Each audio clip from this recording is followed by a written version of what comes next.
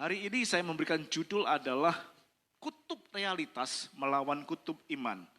Memang bagi saya cukup berat, tetapi ini penting kita sampaikan karena di dalam keluarga itu banyak orang-orang anak-anak yang tidak mendapatkan peletakan dasar iman yang benar dari orang tua mereka. Bukan karena apa, tapi karena mungkin pemahaman orang tua tidak tahu, atau karena orang tua biasanya ada yang berbeda keyakinan. Salah satu berbeda dengan iman Kristen atau dua-duanya malah tidak mengenal iman Kristen. Sehingga hal ini kita perlu sampaikan supaya anak-anak memiliki dasar mengenal iman yang benar. Karena dasar iman yang benar itu sangat penting untuk masa depan. Karena berkaitan dengan kekekalan. Pada saat anak-anak di dalam keluarga tidak mendapatkan dasar iman yang benar, dia akan mencari kebenaran itu di tempat yang lain. Mungkin dengan teman-teman, dengan pergaulan. Tetapi kadang-kadang kalau pergaulannya salah, dia akan mendapatkan peletakan dasar iman yang salah. Atau pada saat dia mencari, dia mendapatkan pengajaran dari yang lain, yang bukan iman dasar kekristenan, sehingga dia tersesat. Kenapa hal ini penting? Karena semuanya berkaitan dengan kekekalan. Dengan kekekalan. Makanya penting bagi kita, bahaya kalau salah pilih. Nah, hari ini kita akan belajar dari kutub iman dan kutub realita. Nanti kita akan di akhir akan saya sampaikan apakah agama Kristen itu realitas atau tidak, bisa diterima akal atau tidak.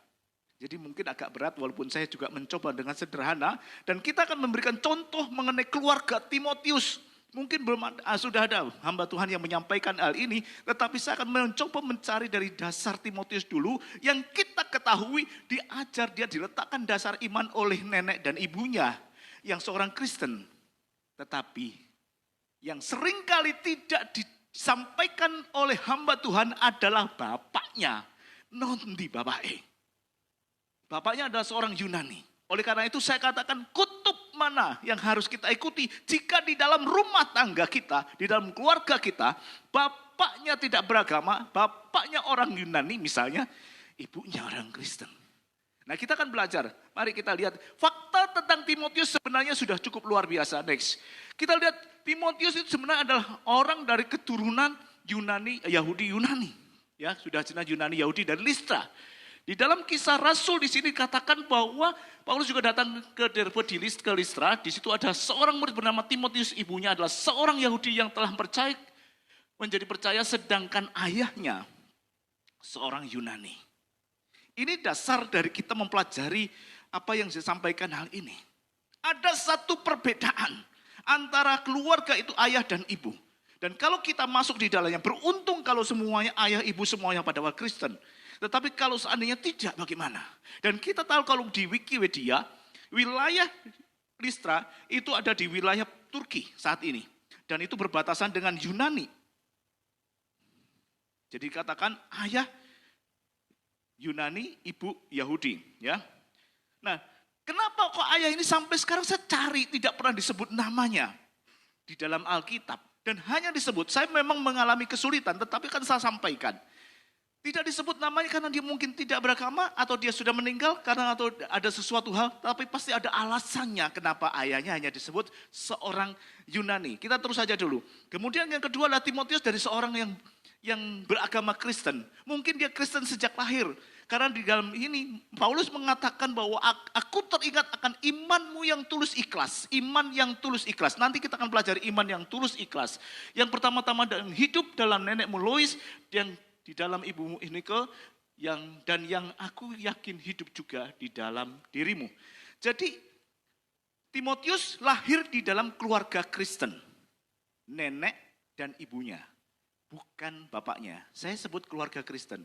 Kenapa? Walaupun mungkin bapaknya tidak disebutkan, dia mengajarkan sesuatu yang berbeda. Tetapi di dalam rumah tangga, seorang ayah tentu juga berperan. Gak mungkin seorang ayah gak berperan. Apalagi mungkin dia yang cari nafkah. Dia yang cari kebutuhan rumah tangga. Walaupun disebut di sini dia dari keluarga Kristen dan diajar sejak kecil. Apa buktinya? Timotius membaca kitab suci di ayat berikutnya next. Sejak lahir. Dikatakan bukan sejak lahir ya, sejak kecil engkau sudah mengenal kitab suci yang dapat memberi hikmat kepadamu dan menuntun engkau kepada keselamatan oleh iman kepada Yesus Kristus. Jadi, walaupun mungkin ayahnya yang seorang Yunani, itu mungkin memiliki pengajaran tersendiri. Karena tidak mungkin peran ayah di dalam keluarga itu pasti selalu ada. Bisa dominan, bisa enggak. Tetapi kita tahu peran ayah dalam keluarga itu selalu ada. Dan beruntung nenek dan ibu bisa meletakkan dasar iman yang cukup kuat.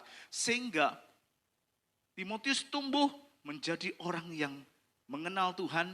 Dan dikatakan sejak kecil dia sudah membaca kitab suci. Itu fakta yang saat ini terjadi. Kemudian yang luar biasa lagi, sejak kecil Timotius diajak pelayanan sama Paulus. Dia diajak pelayanan sama Paulus untuk ikut melayani. Di dalam 2 Timotius 1 ayat 5. 2 Timotius 3 ayat 15 ya, sorry 16 ayat 3. Paulus mau mengajak pelayanan. Tetapi kenapa?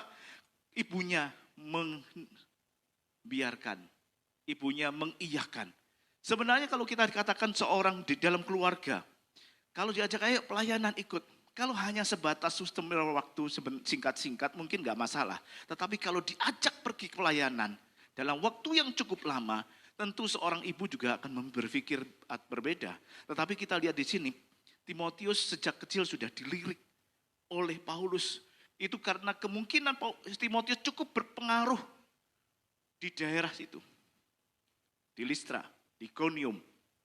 Kemudian yang keempat, si Timotius disunat oleh Paulus. Kenapa? Yang D ya, next satu lagi. Kenapa disunat? Karena di kumpulan, walaupun Timotius adalah orang Yahudi, keturunan Yahudi Yunani, jadi pengajaran yang diberikan mengenai sunat ini juga penting. Walaupun Paulus sendiri mengatakan sunat jasmani tidak penting banget gitu kan. Yang penting adalah sunat hati, hatinya yang disunat. Tetapi karena perjalanan Paulus, pelayanan Paulus itu selalu diikuti oleh Timotius. Dan pelayanan Paulus bukan hanya kepada orang-orang Yunani, juga kepada orang-orang Yahudi. Maka perlu untuk menyunatkan Timotius bukan karena apa, tetapi menjaga hubungan, menjaga keharmonisan. Dan sehingga pelayanan Timotius bisa diterima oleh orang-orang Yahudi yang ada di sana. Makanya kenapa kok dilakukan hal seperti itu. Dikatakan di sini Paulus mau supaya dia menyertai dalam perjalanan Paulus menyuruh menyunatkan dia karena orang-orang Yahudi di daerah itu. Jadi karena ada orang Yahudi di daerah itu, sebab setiap orang tahu bahwa bapaknya adalah orang Yunani. Nah, enggak disunat nanti jadi pembicaraan umum dan menjadi kendala, menjadi batu sandungan bagi pelayanan si Paulus. Nah, sekarang kita melihat di sini teman-teman semuanya, Timotius itu sesuatu yang sudah kita lihat. Sekarang bagaimana meletakkan dasar oleh imannya, oleh neneknya. Tadi katakan meletakkan dasar iman yang tulus dan tidak munafik. Oke. Nah, memang untuk meletakkan dasar ini bukan, atau memberikan dasar iman ini bukan sesuatu yang mudah. Meletakkan dasar iman ini. Ya. Bukan sesuatu yang gampang. Untuk mewariskan iman itu bukan sesuatu yang gampang. Seperti orang tua mewariskan rumah. Seperti orang tua mewariskan mobil, aset-aset yang lainnya langsung balik nama selesai. Itu kalau mewariskan harta benda. Tetapi kalau mewariskan iman itu sesuatu yang berbeda.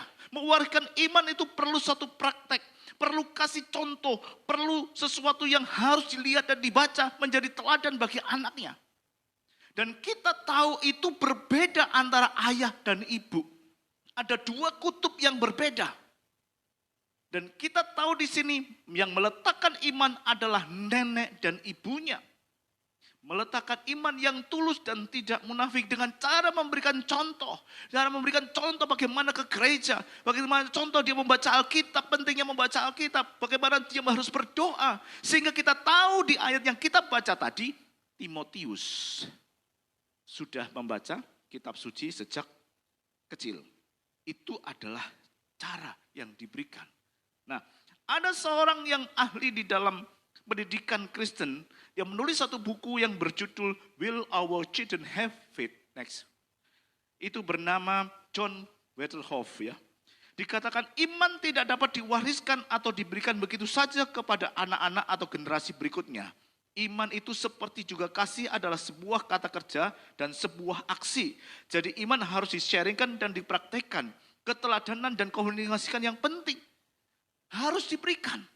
Iman harus di-sharingkan. Tidak bisa iman itu hanya sekedar disampaikan, harus beriman. Itu yang dikatakan. Nah, sekarang inti dari permasalahan yang kita sebenarnya. Kalau kita sudah tahu bahwa Timotius ini diajar oleh ibu dan neneknya. Timotius itu diletakkan dasar iman Kristen. Dan semua hamba Tuhan sudah pernah menyampaikan hal ini. Sudah sekian banyak orang. Makanya saya persingkat untuk peran ibu dan neneknya. Sampai di sini, bagaimana peran ayah Timotius? Bagaimana peran bapaknya? Saya sudah mencari berbagai sumber, saya coba di Google dan seterusnya. Saya tidak menemui adanya peran dari ayah Timotius. Saya tidak temukan peran dari ayah Timotius. Namanya saja tidak disebutkan. Namanya saja tidak ada. Terus bagaimana saya harus mencari? Saya mencoba mencari untuk sana dan itu tidak bisa saya berasumsi bahwa apa yang diajarkan oleh ayah Timotius itu berbeda dengan iman Kristen. Tidak boleh. Saya juga tidak boleh mengambil kesimpulan itu adalah berbeda antara Yunani dengan Yahudi. Tidak ada dasarnya. Apa yang saya jadikan dasar? Enggak ada. Tetapi saya ingin menunjukkan bagaimana iman Kristus melawan realita yang ada seperti sekarang ini.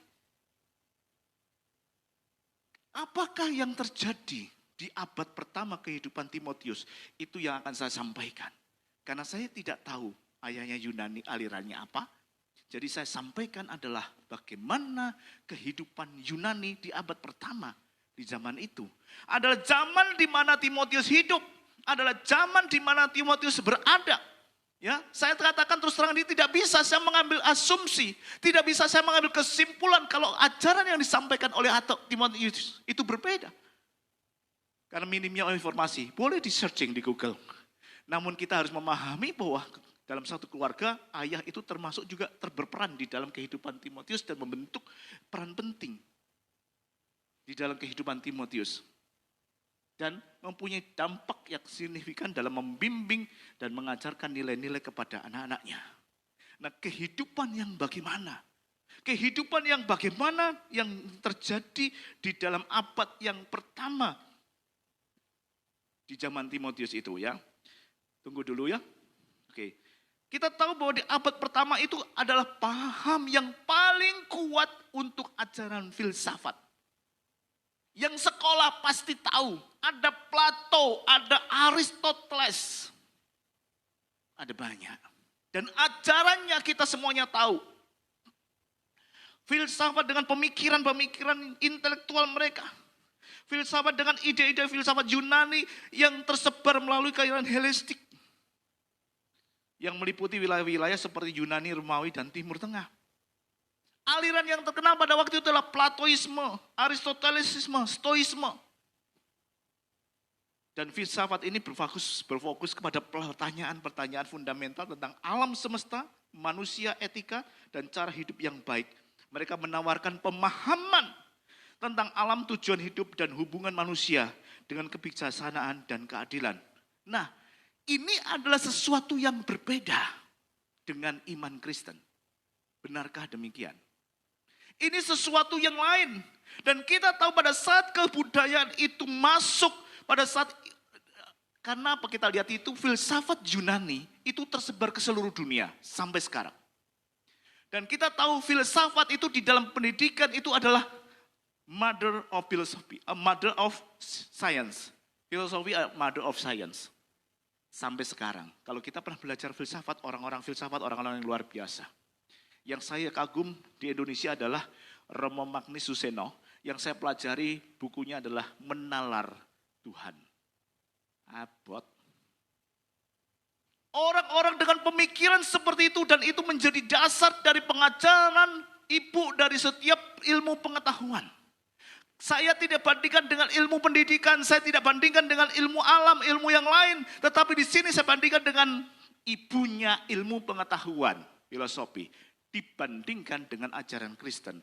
nanti di terakhir dibandingkan dengan realita yang ada. Bukti yang harus kita sampaikan di sini. Sehingga kalau kita lihat filsafat itu lahirnya hanya di universitas-universitas. Betul? Di gereja nggak ada filsafat, tapi ada filsafat teologi. Ya. Adanya di forum-forum diskusi. Adanya hanya di tempat-tempat publik dengan debat publik. Kekristenan tidak memandang filsafat itu sebagai sesuatu yang berbeda atau bertentangan dengan ajaran Kristen. Karena filsafat dari ibu semua ilmu itu dia bisa mengakar dan menjadi banyak. Karena ada filsafat pendidikan, ada filsafat mengenai kedokteran, ada filsafat teologi. Ada loh ya filsafat teologi kita diajarkan. Jadi tidak semua ajaran filsafat itu langsung bertentangan dengan ajaran kekristenan. Ada ajaran kekristenan yang mengadopsi ilmu-ilmu filsafat. Tapi sebenarnya bukan demikian. Ya. Ada yang masuk di dalam kerangka iman kekristenan. Tetapi kita di sini tahu bahwa ada satu perbedaan yang mendasar antara ajaran Yesus dengan sistem pemikiran dan pandangan dari dunia ini. Pandangan manusia tentang etika dan seterusnya. Karena dasarnya berbeda. Dasar ajarannya berbeda. Sistem pemikirannya berbeda. Nah kita akan lihat satu-satu ya. Saya mau singkat aja. Next. Ini ada banyak. Yang pertama dari pengaruh filsafat Yunani yang sangat kuat. Ini kondisi yang di zaman Timotius. Pengaruh filsafat Yunani sangat kuat dan menyebar luas di dunia. Filsafat yang dengan pemikiran intelektual itu menyerahkan ide-ide di daerah kekaisaran. Jadi cukup kuat, saya menunjukkan tadi cukup singkat. Dan populer dengan ajaran Platoisme, Aristoteles dan Stoisme.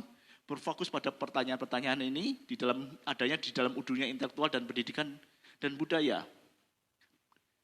Dikemukakan di perguruan tinggi, forum diskusi dan debat publik. Ini yang saya sampaikan.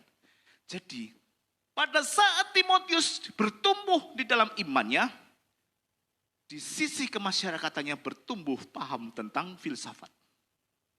Ini paham yang kita menilai adalah satu perbedaan dua kutub. Walaupun tidak dipungkiri bahwa semua ada yang diadopsi dalam dasar-dasar iman Kristen. Dua kutub yang berbeda. Saya tidak mengatakan peran ayah Timotius, tetapi ayah Timotius adalah seorang Yunani, seorang yang punya daerah. Itu selalu dia ke daerahnya ditunjukkan. Orang-orang Jawa seringkali senang memakai blangkon dan pakai baju Jawa. Orang Madura sering memakai kaos yang lorek-lorek merah putih. Itu contoh. Jadi ke daerahnya ditunjukkan. Diajarkan. Di keluarga Pak David diajarkan bahasa Madura kan. Ya apa ngocak Madura. Betul ya? Nggak betul. Jadi ingin mengajarkan kepada anaknya bagaimana budaya lokal.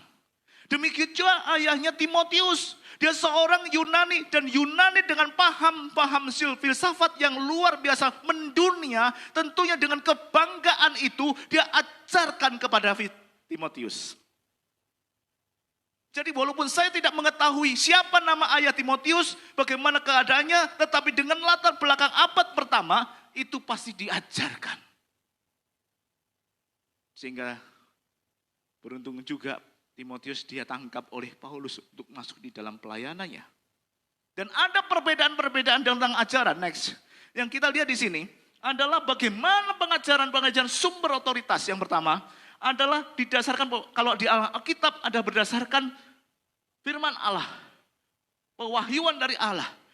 Semua berawal dari semua yang ada dari ilham Roh Kudus. Sedangkan dari filsafat cenderung mengandalkan penalaran manusia dan pemikiran filosofis untuk mencapai kebijaksanaan dan kebenaran. Kemudian yang kedua adalah penciptaan Tuhan. Kalau di Alkitab itu Allah menciptakan alam semesta, dia juga komunikasi dengan ciptaannya. Ada satu hubungan antara pencipta dan yang diciptakan. Namun sekali di dalam filsafat tidak memiliki konsep yang sama antara Allah sebagai pribadi yang terlibat dalam dunia ini. Ini satu perbedaan-perbedaan mendasar. Penyelamatan dan keselamatan. Kalau di dalam iman Yesus Kristus, keselamatan oleh Yesus Kristus, pengorbanan Yesus adalah satu anugerah yang luar biasa. Sedangkan di dalam filsafat tidak ada. Yang sama seperti ini. Yang keempat, fokus hubungan dengan Allah adalah sebagai pribadi Allah yang melalui Yesus Kristus dan Roh Kudus. Kalau ilmu pengetahuan filsafat berfokus kepada ilmu pengetahuan pemikiran filosofis daripada hubungan dengan Allah berdasarkan pikiran. Ini sebenarnya berat, makanya saya cepat aja. Karena kalau satu-satu diterangkan berat. Jadi ada satu perbedaan. Saya hanya menunjukkan perbedaan-perbedaan yang sudah ada. Perbedaan-perbedaan yang cukup mendasar. Perbedaan-perbedaan yang merupakan dua kutub yang berbeda. Tetapi di sini, apakah perbedaan itu bisa sama? Maksudnya bisa diterima oleh Timotius dengan baik, atau perbedaan itu menjadi sesuatu yang bertolak belakang. Dan kita lihat Timotius tumbuh dengan benar, dengan iman yang benar maksud saya, karena ibunya dan neneknya yang luar biasa. Nah, sekarang dari yang kita ketahui, perbedaan antara filsafat dan ajaran Kristen, pertanyaannya adalah, apakah iman Kristen itu bisa masuk realita atau enggak? Kira-kira bagaimana? Ya, oke, next. Apakah iman Kristen itu masuk realita atau tidak? Kalau kita membaca iman itu adalah dasar dari segala sesuatu yang kita harapkan dan bukti dari sesuatu yang tidak kita lihat. Itu iman. Apakah iman punya bukti? Apakah iman bisa ada realitanya? Apakah ada dasar tentang iman kita? Apakah iman kita masuk akal? Karena iman itu juga tidak kelihatan. Iman kita adalah iman kepada Tuhan Yesus Kristus. Iman yang kita taruh kepada pribadi Yesus. Karena dengan iman itu kita percaya bahwa suatu saat kita mendapatkan penebusan dan kita suatu saat masuk ke sorga. Apakah iman kita nyata? Bisa dipertanggungjawabkan. Ada satu peristiwa yang luar biasa di sini. Next ayatnya dalam Kisah Rasul 1 ayat 15 sampai 23. Panjang. Saya tidak bacakan semuanya. Tapi saya mau cerita. Silakan dibaca, nanti saya sambil cerita. Jadi ini adalah satu kisah yang luar biasa. Di mana pada hari-hari Yesus setelah kematiannya dan kebangkitannya. Rasul-rasul itu ada 12. Dikisahkan di sini, Rasul 1 ayat 15 sampai 23. Ya. Ada satu sidang. Ada satu sidang yang dipimpin oleh Petrus. Dihadiri sekitar 120 orang banyaknya. Dan dia mengatakan bahwa kita genapi dengan nas kitab suci. Ada seorang yang bernama Yudas yang waktu itu menangkap Tuhan Yesus. Kemudian dia menjual dengan 30 keping perak. Setelah itu dia gantung diri. Sampai ususnya terbuai keluar sehingga dia katakan ada satu namanya darah dana. Nah, pada saat seperti itu terjadi, kita tahu bahwasanya rasul-rasul kehilangan satu. Rasul-rasul ada, halo, masih ada orang? Berapa? 12, kok saya yang keras. Tetapi karena Yudas sendiri yang sudah mengkhianati Yesus dan menangkap Yesus, maka tinggal 11. Ya. Hal itu diketahui oleh semua penduduk Yerusalem sehingga tanah itu mereka sebut dalam bahasa mereka sendiri sebagai Hakal Dama, artinya tanah darah. Yudas mati, tinggal 11 orang. Dan perlu dicari penggantinya Yudas. Perlu dicari penggantinya Yudas. Jadi 21 dikatakan begini, jadi harus ditambahkan kepada kami seorang dari mereka yang senantiasa sedang berkumpul dan kami selama Tuhan Yesus bersama-sama dengan kami, yaitu mulai dari baptisan Yohanes sampai Yesus terangkat ke sorga, meninggalkan kami untuk menjadi saksi dengan kami tentang kebangkitannya.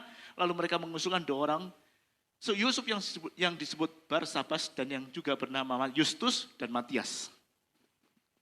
Saudaraku semuanya, ini adalah kisah di mana kumpulan rasul itu memilih menggenapi satu rasul lagi untuk menggantikan Yudas. Kalau kita membaca kisah tadi, yang cocok untuk menjadi pemimpin adalah Paulus. Kenapa? Paulus itu punya sesuatu yang luar biasa, pelayanannya luar biasa. Mulai dari Asia Kecil sampai ke Makedonia di Yunani. Dan dia juga punya seorang anak rohani yang luar biasa. Kenapa bukan Paulus yang dipilih? Paulus juga menulis kitab perjanjian baru. 50% kitab perjanjian baru ditulis oleh Paulus. Kenapa bukan Paulus? Petrus salah alamat memilih Matias. Karena setelah dibuang undi antara Justus dan Matias, Matias yang dipilih. Di Alkitab, apa peran Matias? Apa perannya Matias? Bukan Matias ya, Matias. Matias tidak kelihatan perannya sama sekali. Mungkin lebih terkenal Yudas yang namanya disebut. Tetapi kenapa dipilih? Apakah para rasul yang tergabung 120 itu salah pilih? Inilah yang membedakan. Kan dikatakan di dalam 21, jadi harus ditambahkan kepada kami seorang dari mereka yang senantiasa berkumpul dengan kami selama Tuhan Yesus bersama-sama dengan kami, yaitu mulai dari baptisan Yohanes sampai Yesus terangkat ke sorga, meninggalkan kami untuk menjadi saksi dengan kami tentang kebangkitannya. Ada perlu orang yang menjadi saksi mata. Dari kepada Yesus dibaptis sampai dia kebangkitan dan naik ke sorga. Dan Paulus tidak masuk dalam kriteria ini. Yang masuk dalam kriteria ini adalah Matias. Bisa dipahami sampai di sini? Kenapa? Karena perlu saksi. Next. Perlu adanya saksi mata yang memperlihatkan kebenaran iman Kristen. Ada saksi mata yang harus disampaikan di sini.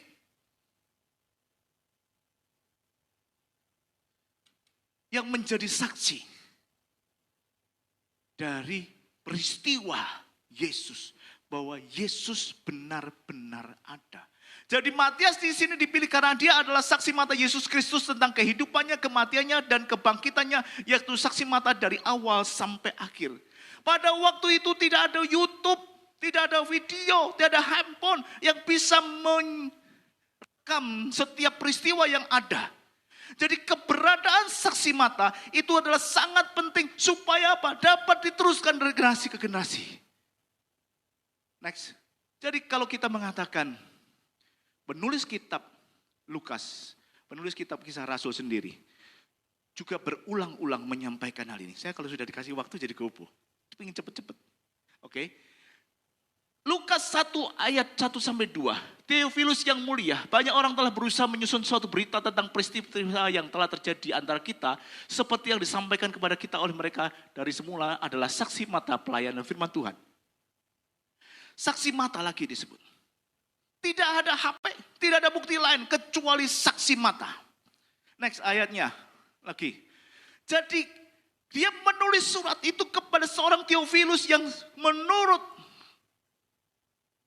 ini adalah seorang Yunani. Dan Lukas sendiri ditengahari juga seorang Yunani. Dia berprofesi sebagai dokter. Tapi banyak yang orang mengatakan bukan dokter, cuma ahli ke pengobatan. Enggak penting itu. Tapi yang penting adalah yang ditulisnya. Karena itu aku telah menyelidiki segala peristiwa itu dengan seksama. Apa yang ditulis itu bukan karya biasa. Bukan sebuah fiksi, bukan sebuah novel. Tetapi melalui segala peristiwa diselidiki dengan seksama. Ada penelitian ilmiahnya. Sehingga dia mengambil keputusan untuk membukukannya. Ada karya ilmiah yang dibukukan dengan teratur. Supaya dapat diketahui bahwa apa yang diajarkan sungguh benar. Kenapa dikatakan ajaran yang disampaikan sungguh benar? Karena ada saksi mata. Dia kumpulkan bahwa peristiwa itu benar terjadi. Dan semua orang sudah membicarakannya. Tetapi bukan kata orang. Bukan cerita umum. Dilakukan sebagai penyelidikan yang seksama. Penyelidikan yang seksama. Satu penelitian yang sungguh-sungguh. Dilakukan oleh seorang Lukas. Sehingga dia membukukan buku karya ilmiah yang dapat dipertanggungjawabkan. Bisa mengerti? Next. Ya cepat kali ya. Kita tahu bahwa hukum pembuktian di Indonesia pun sangat penting. Hukum pidana pasal 1 yang ada KUHP pasal 1 butir ke-27 dikatakan salah satu bukti perkara itu adalah saksi mata yang dia melihat sendiri atau dia mengalami sendiri. Itu yang bisa memberatkan hukuman atau meringankan hukuman. Jadi keberadaan saksi mata ini sangat penting apalagi di abad-abad pertama yang tidak ada dokumentasi seperti video sekarang ini. Next. Dan itu dibuktikan dari seorang detektif yang bernama James Warner Wallace. Dia seorang Kristen walaupun dia seorang detektif pembunuhan. Dia banyak menulis buku, Person of Interest, Cold Case, Christianity, Good Crime Scene, dan Forensic. Dalam setiap bukunya, dia hubungkan profesinya dengan keimanan Kristen. Dihubungkan dengan ada. Dia mengatakan keberadaan saksi mata adalah sangat penting. Jadi kita berbicara iman Kristen itu bisa dibuktikan. Buktinya apa? Dari saksi mata. Iman Kristen, iman yang benar dibuktikan dari mana? Saksi mata. Bukan hanya ini, kita melihat sudah saksi mata dari Matius, sekarang Lukas, kita alami saksi mata yang lain. Ya karena waktu, supaya cepat saya sampaikan yang lain. Apakah kekristenan itu sesuatu yang realitas? Ya. Lukas berkali-kali mengatakan bahwa ini adalah saksi mata menjadi hal penting karena berdasarkan suatu penelitian ilmiah. Kemudian kita lihat Christianity, reasonable faith. Next. Apakah percaya kepada Kristus itu adalah sesuatu hal yang realitas? Ya, kalau kita lihat di Kisah Para Rasul 26, di situ ada satu kisah yang luar biasa. Kisah di mana Paulus ditangkap. Kisah di mana Paulus mengadakan pembelaan. Sekaligus kisah mengatakan Paulus memberikan satu pengajaran tentang kebenaran. Paulus bukan orang yang biasa. Paulus bukan orang sembarangan, dia orang pintar, orang pandai. Dan dikisahkan 26 itu terlalu banyak kalau kita bicarakan seperti ini. Dan dia pada saat itu dihadapkan kepada Raja Agripa. Next ya. Raja Agripa. Siapakah Raja Agripa? Raja Agripa itu adalah Raja Herodes Agripa yang kedua. Pada saat di zaman mula-mula. Gak bisa PowerPoint-nya? Lanjut satu. Raja Agripa adalah raja mula-mula. Agripa kedua. Nah, teman-teman semua, pada saat dihadapan kepada Raja Agripa ini, dia katakan apa yang mendakwa Paulus, sehingga Paulus didakwa mau dihukum mati. Dia utarakan bagaimana kejadiannya saat dia pertama kali menganiaya orang Kristen. Pada saat pertama kali membunuh orang Kristen. Pada saat pertama kali mengejar orang Kristen. Bahkan dia memiliki satu surat kuasa khusus dari imam-imam untuk mengejar orang-orang Kristen. Pada saat perjalanan ke Damsyik, kemudian dia terkena sinar yang sangat kuat dan berbalik dari awalnya menganiaya orang Kristen menjadi pengikut Kristus dan membela kekristenan. Dan kisah ini diceritakan sehingga dia didakwa oleh hukuman mati. Dengan hukuman mati. Dia membela diri di hadapan Agripa dan Festus. Tetapi dikatakan dari semua itu Festus mengatakan pada saat dia mempertanggungjawabkan pekerjaannya yang tadi saya katakan. Dia kepada Festus berkata, engkau gila Paulus, ilmumu yang banyak itu membuat engkau gila. Jadi pembelaan Paulus tidak dimasuk akal oleh mereka. Dianggap sebagai sesuatu gila. Dianggap sesuatu yang tidak masuk akal. Karena kebanyakan ilmu miring. Tuh. Namun Paulus mengatakan, aku tidak gila Festus. Aku mengatakan kebenaran dengan pikiran yang sehat.